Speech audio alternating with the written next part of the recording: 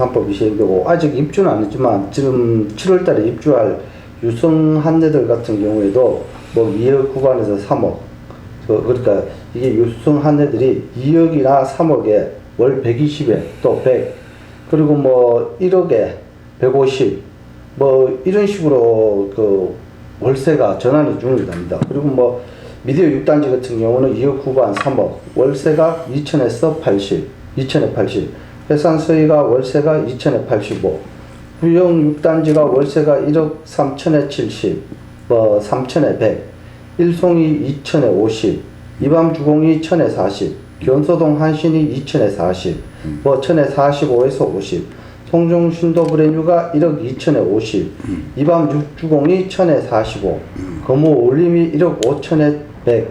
이것마저도 월세가 한두. 자, 하나, 둘, 셋. 시청자 여러분, 안녕하십니까? 대한문율 부동산연구소 유튜브 이번 시간 3자 토론 시간입니다. 자, 오늘도 어김없이 부동산 전문가이신 이태환 교수님 모셨습니다. 안녕하십니까? 자, 왼쪽에 최유린 연구원님 모셨습니다. 안녕하세요. 자, 오늘도 이 세 분 모시고 토론을 진행할 건데요. 자, 오늘 토론 안건은 두 가지입니다.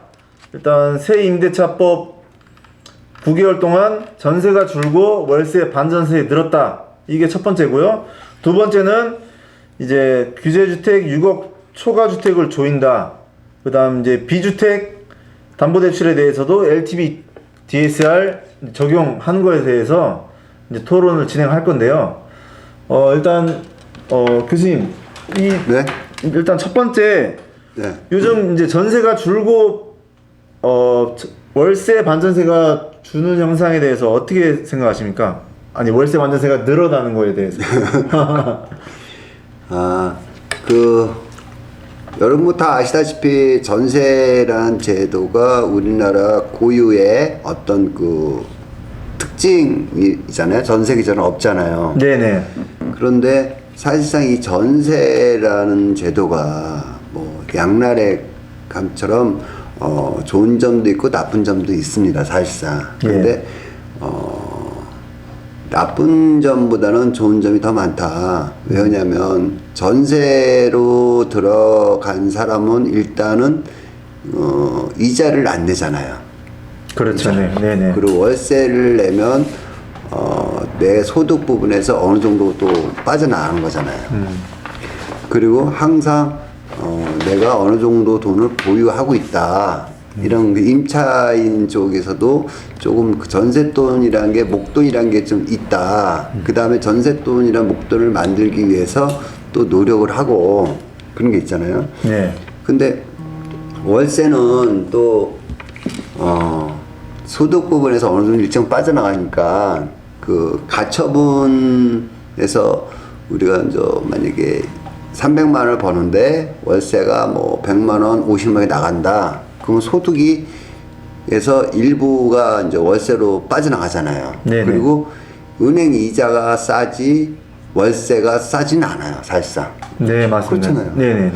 그러다 보니까 경제 지금 현대사에서는 소비를 좀 촉진을 해서 국가 경제 발전을 이바지 하는 쪽으로 가지 않냐 그런 얘기도 있잖아요. 네. 소비가 좀 돼야지만 국가가 살고 경제가 좀 살지 않냐 이렇게 나오잖아. 근데 뭐 300만 원 받아가지고 50만 원, 100만 원 이렇게 빠져나가 버리면 소비가 안 되면 경제도 안 돌아갈 수 있다. 맞습니다. 네네. 뭐 그런 것도 좀 있고요. 그 다음에 또 장점이라면 집 주인이 은행에서 대출을 받아서 어떤 사업을 할 때 전세는 이자가 안 나가잖아. 또 전세돈 받은 거로는. 네. 그래서 그걸 또 사업하는데 어떻게 이바지 좀 했었다. 그리고 사실상 그게 우리나라에만 특징의 전세 제도가 우리나라가 다른 나라에 비해서 사실 급성장했잖아요. 네네. 그러니까 금융의 역할을 했던 게 전세 제도다. 근데 그게 지금 없어지고 있다. 그것도 이제 사실상 우리나라의 특징인 전세 제도를 없앤다. 사실상 그 전세 제도를 조금 더 우리나라에만 특별한 그런 그 특성을 좀 장점을 더 부각해서 더 살릴 수 있으면 좋았을 텐데 그렇지 않고 지금 월세가 늘어나고 있다라는 것은 향후에 좀 어떤 반응이 나타날까. 근데 이제 또 하나는 월세가 막 이렇게 돼버리면 문제가 또 뭐냐면 그 아까 얘기한 대로 소비도 이제 줄어들고 또 두 번째는 저축을 하는데 좀 지장을 받는다. 그런 것도 좀 문제가 있는 것 같아요. 근데 좀 더 지켜봐야 되겠죠. 네. 네, 말씀 감사합니다. 뭐 말씀하신 대로 이 전세가 정말 양날의 검인 것 같습니다. 이 전세 제도 때문에 레버리지 효과를 이용해서 우리나라가 사실상 빠르게 성장해 해온 것은 사실이나 이런 전세 제도에 어떻게 보면 머무르지 않고 이 자산의 가치가 상승에 따라서 어떻게 보면 이 전세 1억으로 살고 있다 하더라도 이게 레버리지 성장하면서 돈의 가치는 점점 더 떨어지는 거 아니겠습니까? 그래서 전세에 머무르지 않고 이제 보다 이제 투자라든지 이런 공부라든지 이런 것을 활동을 게을리하지 않는 것이 지금 같은 이런 상승기에 좀 더 내 돈을 지킬 수 있는 방법이지 않을까 그렇게 생각이 됩니다. 최윤영님 어떻게 생각하십니까? 맞습니다. 이게 저기 월급의 3분의 1 그러니까 뭐 3분의 1이 뭐 월세집 뭐 비용 부담으로 지금 나가는 그런 실정이라고 하는데 네네. 월세 보증금이 서울에는 평균 1억이 넘었답니다. 서울 기준으로 주택 임대차 월세 비중이 1억이 넘었고 월세 보증금이 1억 2,233만 원인데 요거는 이제 빌라나 단독 모두 포함해서 평균치보다 2천만 원 이상 되는 그런 금액인데 이게 월세 가격이 한 달에 113만 원 5천 원 정도 여기다 12달만 따지라도 1,362만 원 월세 비중이 상당히 높은 거죠 이게. 네네. 그러니까 뭐 가처분 소득이 없고 뭐 아까 교수님 말씀하셨듯이 남아야지 뭐 저축을 하는데 남지가 않는다. 또 뭐 전세 전환 이제 저성장 저금리 시대에 전세에 대한 이제 뭐 월세 비중이 높다 보니까 효용성 부분이 상당히 떨어지고 있다. 뭐 그런데 많은 전문가들이 그렇게 이야기합니다. 뭐 월세 반전세 비중이 높다 보니까 효율성이 많이 떨어지고 이게 이제 그리고 이제 임대차 3법 시행하고 난 뒤에 이제 세수를 전세 월세 사는 사람한테 전가하다 보니까 네네. 그런 부분들이 아무래도 이제 월세가 또 올라가는데 조금 기여하지 않았나 그렇게 생각하고 있습니다. 네, 좋은 말씀 감사합니다. 그러면 이제 서울 아파트 월세 반전세 비중이 그 전에 임대차 3법 전에는 28.4%였는데 지금은 34.1%까지 비중이 늘었다고 합니다. 10% 이상 10% 이상 올라가. 예, 그러면 반대로 얘기하면 전세 거래 비중이 약 67% 정도 된다고 이제 하는 건데, 그러면 교수님 이런 월세 반전세가 계속 늘어나게 되면 네. 나중에는 이런 식으로 가다 보면 전세가 정말 없어질 수도 있습니까? 그럼 그거 가봐야 알겠죠. 네. 가봐야 알겠는데 네. 우선 그러기 전에 왜 그렇게 지금 반전세로 가고 월세화로 가고 있나 그거를 우선 좀 따져봐야 될 것 같아요. 예, 예. 그게까지 사실 월세화로 가는 거는 조금씩은 갔어 사실은.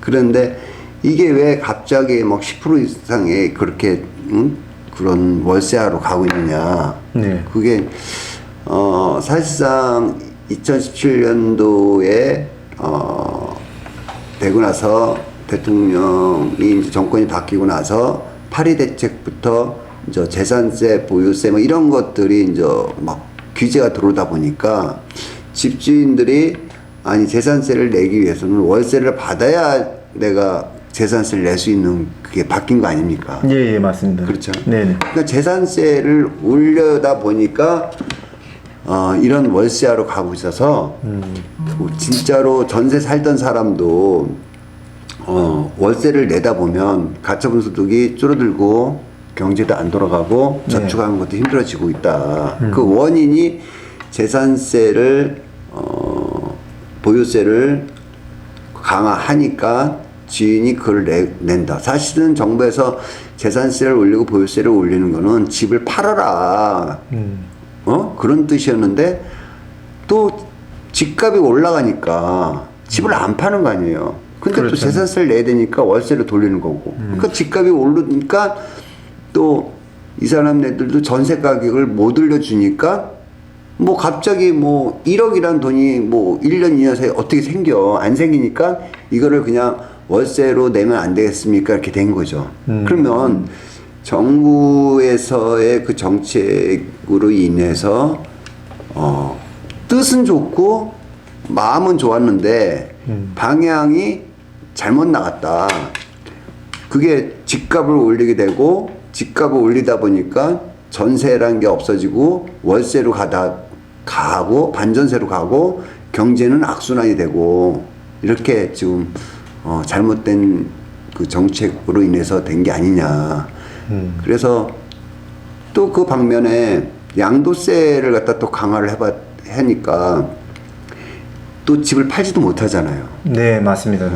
그래서 그런 현상이 벌어진 원인이 어디서 있었냐. 사실상 그렇잖아요. 서민이 전세 살다가 집값이 올라가지고 전세 보증금이 똑같은데 추가로 월세를 내게 되는 상황이야 지금. 네네네. 아니 그렇다고 해서 경제가 좋아가지고 내가 300만 원 받던 사람이 400만 원 받아가지고 100만 원을 더 내는 것 아니잖아요. 네? 400만 원, 300만 원 받다 400만 원 받아서 100만 원 내고 내가 옛날처럼 300만 원을 생활비로 쓰면 되는데 300만 원에서 똑같은 거 300만 원 오히려 지금의 경제 안 좋다 보니까 그 봉급이 줄어들 수도 있어. 소득이 줄어들 수도 있단 말이야. 지금 경제가 안 좋아서. 그렇죠. 네네. 거기서 또 3분의 1이나 뭐 이렇게 막 월세를 내버리니까. 그래서 선진국을 따라가는 것도 좋긴 좋은데 따라갈 게 있고 안 따라갈 게 있다. 네. 지금 영국 같은 경우나 미국 같은 경우는 홍콩 이런 데들은 선진국인데 그 월세가 자기 소득의 절반이에요. 절반. 절반을 다 내버린단 말이야. 그 우리나라도 지금 현재 평균을 보면 수도권 같은 데는 자기 소득의 3분의 1 정도가 지금 소득의 평균치로 가고 있다. 그럼 절반이 돼버리면 미국처럼 월급제가 아니라 주급제로 가야 돼, 또. 그 지금 이 변화가 좀 하는 데 있어서 선진국 따라가는 건 좋지만 좀 그런 거는 안 따라가고 좀 우리나라 특성의 한국형 부동산으로 가가지고 서민들이 좀 편안하게 살 수 있는 게 있으면 좋지 않겠나 이런 생각이 들어요. 아, 네. 좋은 말씀 감사합니다. 그 외국의 부동산 정책을 뭐 우리나라가 많이 벤치마킹하고 도입을 한 것까지는 좋았으나 일단 취지 자체는 좋았으나 우리나라에 맞게 좀 현실에 맞게 좀 고쳐서 할 필요가 있었으나 지금 좀 많이 어그러진 것 같습니다. 의도와 다르게. 네. 예. 뜻은 좋지만 지금 잘못되고 있으면 바로 또 수정을 하고 바로 고쳐나가고 해야 되는데 네네. 아주 그 정책이라는 게 원래 일관성이 있어야 돼요, 사실은. 네, 맞습니다. 네. 근데 어긋난 걸 일관성으로 가면 안 되겠지. 근데 어긋난지 안 어긋난지 모르겠어요. 근데 지금 결과가 어긋났잖아. 네네. 그럼 바로 또 수정을 할 줄도 알아야 돼. 네. 근데 뭐 역시 지금 부동산 정책은 아주 일관성 있게 계속 밀고 나가고 있다. 네. 팔이고 다리고 머리고 다 잘라버리고 꼼짝하지 마라. 그리고 이런 거 있잖아요. 얼음땡. 네네. 그 지금 부동산 거래부터 모든 것 다 얼음땡 만들어놨다. 그래서 우리가 전에 그런 얘기했잖아. 식물인간 만들어놨다. 네. 지금 그렇게 된 참 부동산 정책이 참 잔인한 것 같습니다. 네. 그래서 또 끝으로 하실 말씀 있으십니까? 네, 이게 뭐 비단 뭐 수도권의 이야기가 아니고 저희 뭐 강릉 같은 경우에도 지난해 이제 뭐 임대차 3법이 시행되고 아직 입주는 안 했지만 지금 7월달에 입주할 유성 한대들 같은 경우에도 뭐 2억 구간에서 3억 그러니까 이게 유성 한대들이 2억이나 3억에 월 120에 또 100 그리고 뭐 1억에 150 뭐 이런 식으로 그 월세가 전환이 중요합니다. 그리고 뭐 미디어 6단지 같은 경우는 2억 후반 3억 월세가 2천에서 80, 2천에 80 해산서희가 월세가 2천에 85, 부영 6단지가 월세가 1억 3천에 70, 3천에 100, 일송이 2천에 50, 이밤주공이 1천에 40, 견소동 한신이 2천에 40, 천에 45에서 50, 송정 신도브레뉴가 1억 2천에 50, 이밤 육주공이 1천에 45, 거모 올림이 1억 5천에 100. 이것마저도 월세가 한두 개밖에 없습니다. 이게 강남에 빌라를 소유하고 있는 분이 부동산에 이제 전세 만기가 끝나고 부동산에 집을 내놓을 때 하시는 얘기가, 나는 1억 8천짜리 전세인데 6천을 내주겠다. 나머지 금액은 월세 전환을 좀 하는 그런 실소유자만 좀 구해달라고 할 정도로 지금 반전세나 월세 비중이 높아지고 있는데, 이 많은 전문가들이 하는 얘기가 보유세 강화로 이런 전세나 월세, 반전세로 돌리는 경향이 더욱 가속화될 것 같다. 앞으로 점점 늘어날 것 같다는 말인데, 이걸 한번 정부에서도 신중하게 생각을 해봐야 될 것 같습니다. 그러니까 그럴수록 그 집이 없는 서민들은 더 궁핍해지는 거예요. 네, 맞습니다. 더 어려워지잖아. 한 달에 100만 원씩 내고 살아봐, 강릉에서 월세를. 예? 부담스러워 안 됩니다. 그건 정부에서 그럴 거, 왜 거기서 사냐. 딴 데 가 살지. 왜 굳이 거기 사냐. 이렇게 얘기 나올 거란 말이에요. 이게 참 모르겠습니다. 나중에 그래서 빈부격차는 더 벌어지고 더 힘들어지고 이런 것 같아요. 네. 부동산으로의 빈부격차가 그 사람의 생활 패턴부터 그 사람의 위치까지 다 바꿔놓는다. 이런 얘기가 있잖아요. 네. 사실상 봐봐요. 내가 한 달 300만 원을 버는데 300만 원을 쓴다. 그러면 뭐 친구나 또 와이프나 또 가족들한테, 그 사람들도 자녀를 기르면 또 그 학원비 이런 것도 나을 거 아니야. 교육비가. 그렇죠, 네네. 그러면은 우리가 먹고 자고 살기 위해서 집이 필요한데 학원을 줄여라. 교육비를 줄여라. 그렇죠.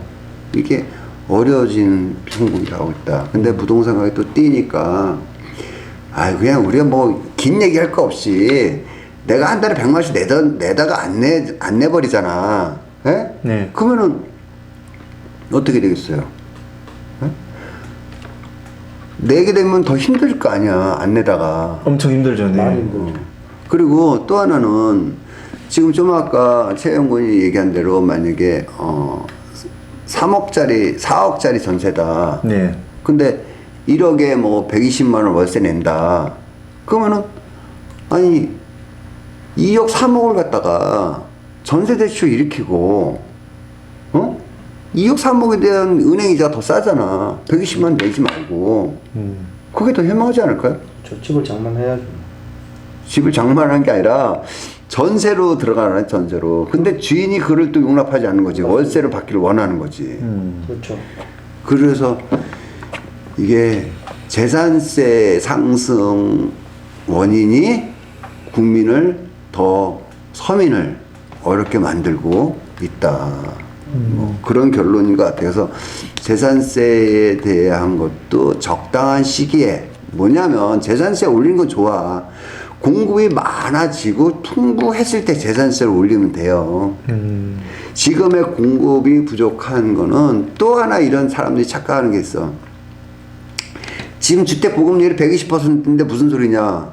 근데 120%가 120%라고 해도, 아니 똥차가 있으면 똥차는 안 타잖아. 예? 맞잖아요. 안 타죠, 새 네. 차라면 사잖아. 그래서 신규 아파트 새 거를 원하는 거, 입지 좋은 걸 찾는 거지. 아니 공급은 120%인데 집을 들어가서 살만한 집은 120%가 아니란 소리지. 그렇죠, 네. 예? 네. 40%가 들어가 살만한 집이 아닌 거야. 그러니까는 부족한 거고 그런 거 아닙니까? 네네, 맞습니다. 그러니까 주택 보급률을 따지면 안 돼, 지금은. 그때 주택 보급률을 따질 것처럼 자동차 보급률 한번 따져볼까요? 예? 옛날부터 나왔던 포니 자동차, 뭐 프라이드 뭐 이런 것까지 다 지금 살아 있는 거 사실은. 그렇죠, 네. 그렇잖아. 폐차만 안 있으면. 폐차만 안 하면. 그런 걸 갖다가 이제 너무 많으니까 동남아로 수출하잖아요. 네네. 근데 집은 수출할 수 없잖아. 그러니까 보급률에는 잡혀 있는 거야, 숫자에는. 근데 들어가서 살지 못하는 거지. 네. 지금 빈집이 어마어마하게 많습니다. 사실은 사람 안 사는 빈집이. 알겠습니다. 근데 이제 첫 번째 주제를 다시 한번 정리하면 지금의 부동산 정책이 이제 악순환이 반복되면서 매매 가격은 계속 늘어나는 추세고, 그에 따라서 이제 정책에 따른 세부담이 이제 증가하면서 임대인들은 임차인에게 세부담을 전가시키고, 그에 따라서 이제 월세 또는 반전세가 늘어나고, 임차인들은 월세로 가면 가처분 소득이 줄어들고, 전세가도 폭등하니 당장에 목돈이 필요한 상황이 생기다 보니 갈수록 어쨌거나 서민들의 삶은 점점 힘들어지는 실정입니다. 네. 그래서 첫 번째 토론은 그래서 네네. 집 전세 월세 사지 말고 좀 대출 껴서라도 집을 하나라도 빨리 장만하는 게 좋다고 생각해 저는. 예. 무주택자분들은 무조건 집 사야 된다 생각해 나는. 네. 예. 그래서 무주택자분들은 내 집 한 채는 꼭 마련하시길 추천드리겠습니다. 네. 자, 그럼 다음 주제로 넘어가 보겠습니다. 네, 규제지역 6억 초과주택 대출 조인다. DSR 40% 적용.